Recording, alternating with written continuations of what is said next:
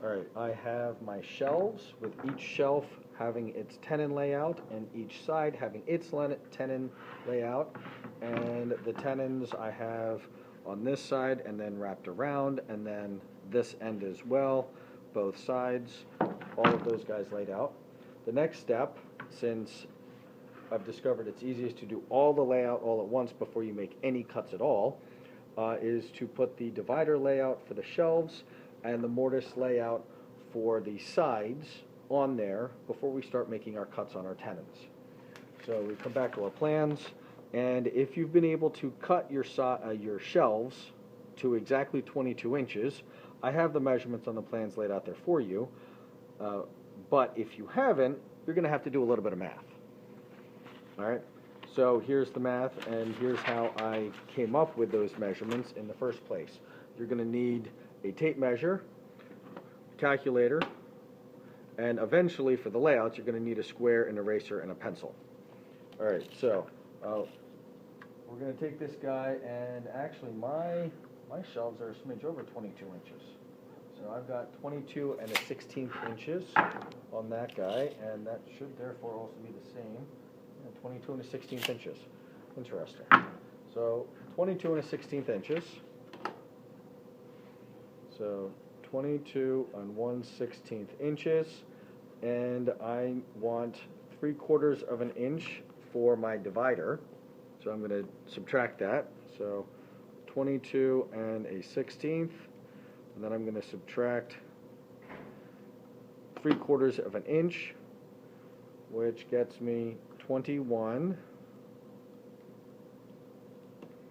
and 5/16.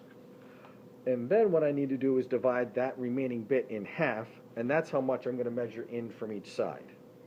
So 21 and 5/16, and I'm going to divide that by 2.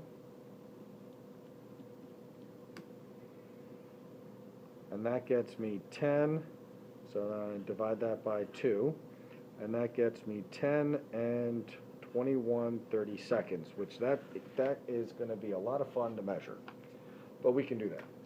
All right, so on this tape measure that I've got, I have actually all the way down to 30 seconds. So you come here from the end, 10, and then 21/32, so that'll be 16/32, 17, 18, 19, 20, 21/32 right there at that puppy. And then I flip this around and I make the same measurement from the other side. 10, and then 16, 17, 18, 19, 20, 21. And then once I have that in there, the distance between my two marks that I just put there should be 3/4 of an inch. And whew, it is 3/4 of an inch. Oh goody.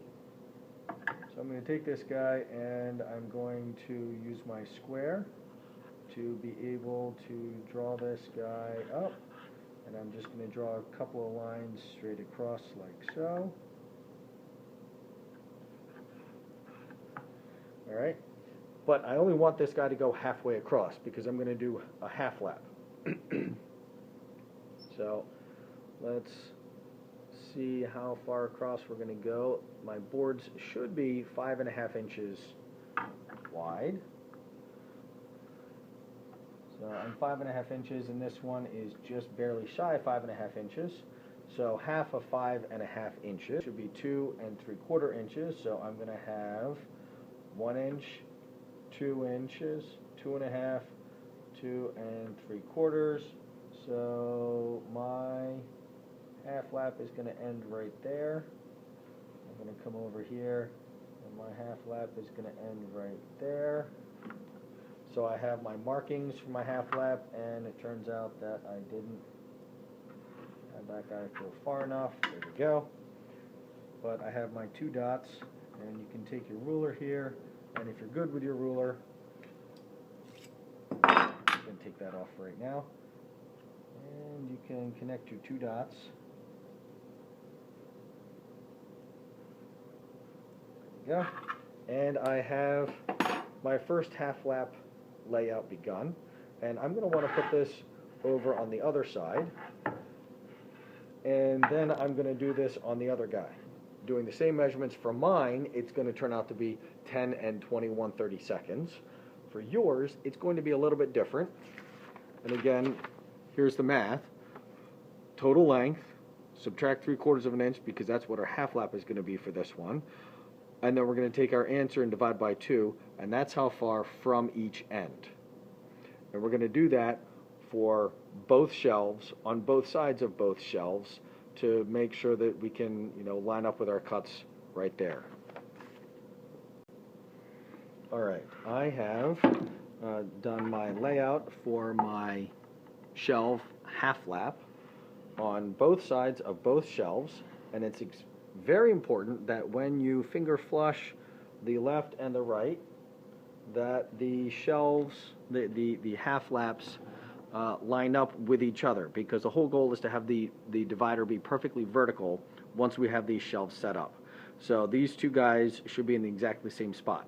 And you can either measure them independently with the measurements that we calculated before, or you can use the one guy, clamp these two together to be finger flush, and measure them across from one guy to the other guy.